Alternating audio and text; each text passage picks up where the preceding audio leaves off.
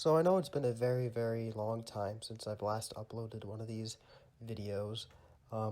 It's really been because of the very busy semester and a lot of other things.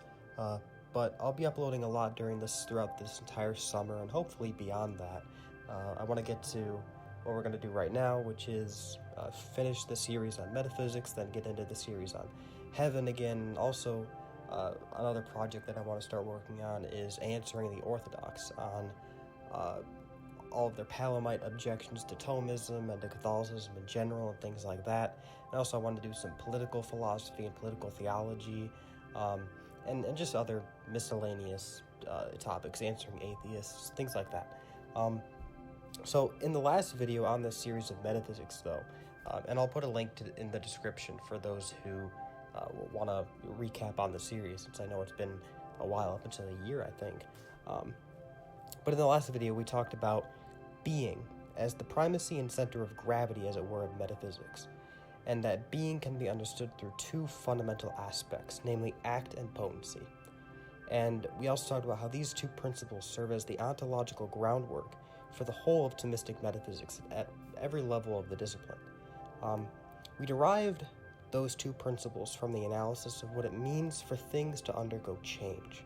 But whenever we speak of change, we are inevitably presupposing something more fundamental to change itself, without which change cannot even occur, namely the subject of change, what changes.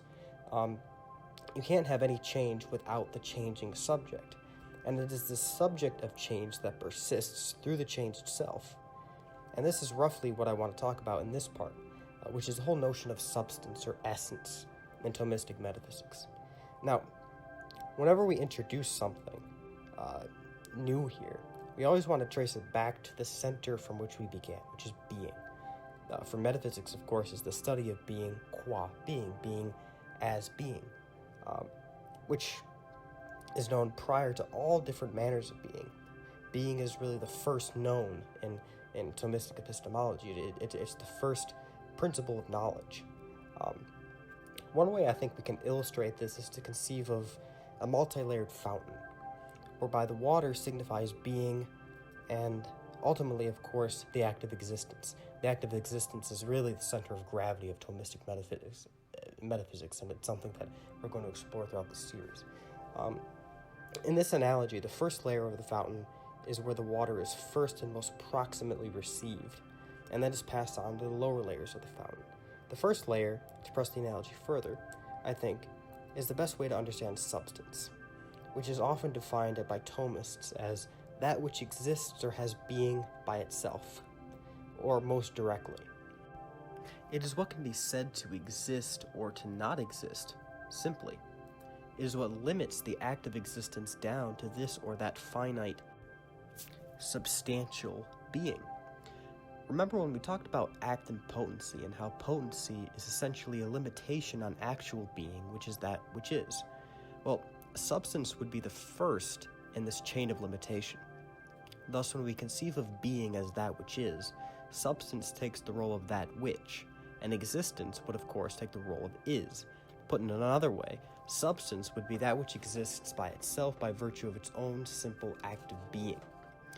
Let's take the tree example that we've been kind of using throughout the series. We can speak of the tree in all sorts of ways. We can describe the manner in which it exists, its color, its size, its shape, its characteristic behavior, etc. But when we say the tree exists, we are necessarily speaking of a single act of being. The unified whole either exists or it doesn't exist. If it exists, then we can speak of its manner of existence, but the existence of the tree as such concerns the unified whole of the tree as such. It is this unified whole that receives a single act of existence, which is what I mean by the term substance. Its manner of existence, these would be the accidents. Now, if you're roughly familiar with scholastic philosophy, you may already know about substance and accidents. A substance and accidents are often portrayed as the essence of a thing and its non-essential attributes added to the substance, the former being substance, the latter being accidents. While there is some intuitional truth to this, it's a rather inaccurate portrayal of what the distinction really is getting at here. we shouldn't think of substance and accident as two realities that are just conjoined together somehow. We should instead understand them according to their relationship to the act of existence, to which they are both conjoined. Their relation to existence, the act of all acts, is what truly differentiates them from each other. For a substance, existence is directly received as one unified subject of existence. For the accident, though, existence is received but only as inherent in a more fundamental reality, namely the substance. So again, in metaphysics, we always relate the particular subset of study back to its relation to the formal subject of metaphysics in general, that is, being. Now, because substance principally receives existence, it is to be considered the root, as it were, of created being, and will serve as the bedrock upon which other metaphysical principles like essence, nature, form, and matter, etc. rest. Anything that we predicate of created being belongs ultimately to substance, because substance is what is referred to as first act.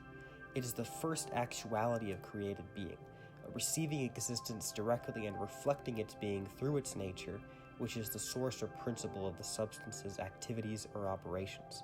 Any operation that we point to is ultimately going to be the operation of some fundamental unity from which the operation or activity proceeds. And it is this fundamental unit of received being that we term a substance.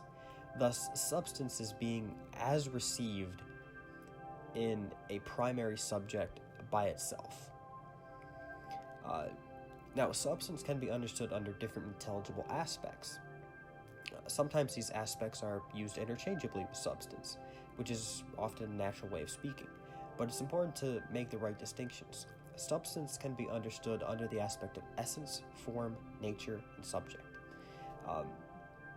None of these should be considered, strictly speaking, as synonymous with the term substance, because there are intelligible principles under which substance is understood, and these are those different aspects. These are these different intelligible principles by which the same reality is to be understood and dissected. None of them capture by themselves the fullest sense of what it is to be a substance. Under the term essence, and this is the term most often used interchangeably with substance, we refer to the substance, but under the aspect of its intelligibility to the intellect. That is, it is the substance insofar as it is knowable to the mind. This is why, according to St. Thomas Aquinas in his work on Being and Essence, essence is composed of form and matter because these are the metaphysical principles of a substance that only the intellect can break apart and understand. These are not principles that sense organs can directly distinguish. These internal principles of a thing have to be broken apart by the mind, by the intellect, and that's why we say essence is substance in its knowability. So it's not to be used as a mere synonym with substance. So that's substance understood under the term essence. Under the term nature, we mean substance specifically as the source of activity, or as the source of inclinations toward the ends proper to that substance for its fulfillment. Neither of these terms, though, nature or essence, as we just said, really get to the bottom of reality. They are both predicable of a deeper reality, a reality that itself is not predicable of or inherent in another reality, a reality which is simply said to exist or to not exist. Thus, substance is what primarily is said to exist, strictly speaking, and most properly speaking. And for that reason, it is substance that is primarily the subject matter of nature's principles. Essence, nature, form, accident, matter, all of these metaphysical principles are ways in which the mind can properly dissect substance as it exists by virtue of its single act of existence. That which accounts for its substantiality, that is, that whereby a substance is a substance, would be the substantial form. Thus, second only to the very act of existence itself, the substantial form of a substance is the noblest of nature's principles. It is that by which the substance is that which it is, and is therefore the cause of the substance's existence as a substance. it would have no intelligible reality without the substantial form which determines its whatness, the direct object of the act of being, because it is the actualization of the form or whatness of a thing that achieves the being of the substance in its totality. Now, this actualization, however, does not stop at the substantial form. It is not the substantial form that truly exists, but the substance as a whole. When I speak of Socrates, I'm not speaking of the substantial form of Socrates directly, only indirectly. The substantial form of Socrates, of course, being the humanity of Socrates. The substantial form is that whereby, as I said, a substance is that which it is. So with a tree, the substantial form of the tree is its treeness. It's the identity of the substance, that which accounts for what it is in its identity, in its intelligible identity. But as we said, when I look at a tree, or when I speak of a particular individual tree, I'm not speaking of treeness, because that which exists is always the individual thing. Treeness does not exist by itself. So there's necessarily an additional principle of nature to account for the individuality of an existing subject, or rather an existing substance.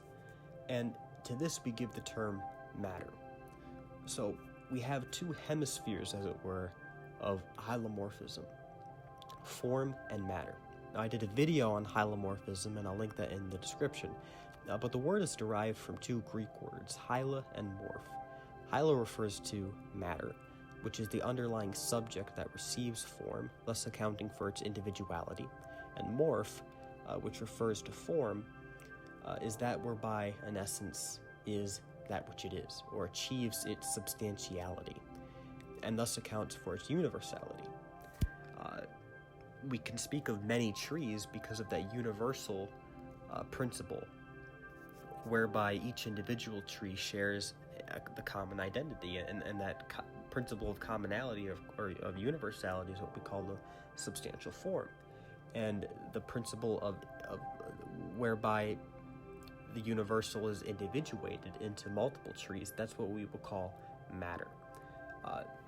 Now, we can see how what has been talked about is talked about in a descending manner down a metaphysical hierarchy. And it follows the distinction that we discussed at the very beginning of our series, the distinction between act and potency. The act of existence actualizes the substantial form and is its act, indeed the act of all acts, to which the substantial form is in potency in relationship to the act of existence, because the act of existence is the complete being.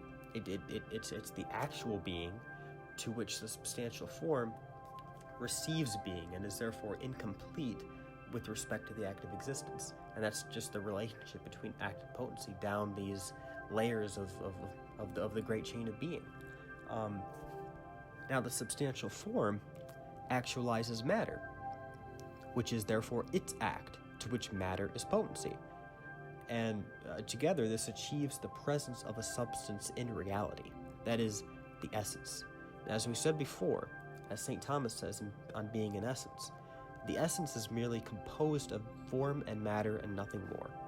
Essence is not composed of form, matter, and some superadded principle bringing them together, nor is essence composed simply of form with matter superadded to it, or vice versa. The question remains, though, if essence is composed merely of form and matter, then what accounts for the actual existence? What accounts for its actual presence in reality? Can form alone cause the essence to exist?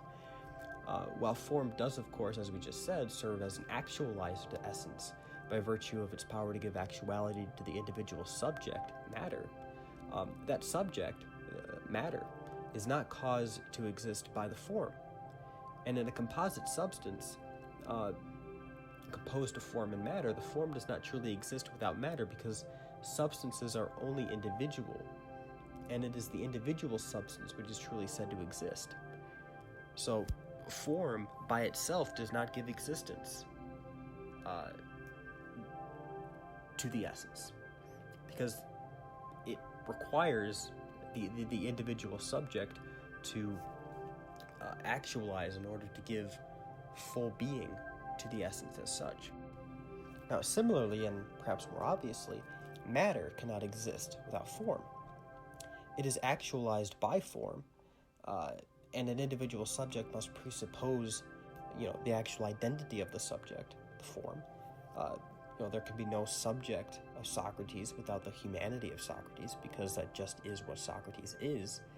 So taken by themselves, however, form and matter simply have no existence to impart to one another, because they're codependent on each other in order to truly exist. That is, in order for the essence to truly exist, because the essence is simply composed of form and matter. So where does it come from? Where does what accounts for the actual existence of the essence, if neither form nor matter taken by themselves can impart existence to the subject, or rather to the essence? This is a question we're going to devote to answering in the next part of the series, because we're going to be touching upon one of the most important, perhaps the central, Thomistic distinction, and that's the distinction between essence and existence. And this will enable us to cut through to this distinction to the very existence of God. This is probably the most profound way that St. Thomas actually proves God's existence. He proves God's existence in 5 ways, of course, but his proof of God through the distinction between essence and existence, I think, is the most characteristically Thomistic, and it's the most original, I think. We've discussed this before on this channel, but we're going to give it a more in-depth treatment in the next video. I'm sorry again for the long hiatus, but I do plan on uploading more, as I said, throughout the summer. The next video, I think I'll be addressing some Palamite and Orthodox objections to Thomism and Catholicism in general, so stay tuned for that. If you like this video, like, subscribe, follow me on Twitter. I'll put the links below, and it's good to be back. I'll see you next time. Thanks.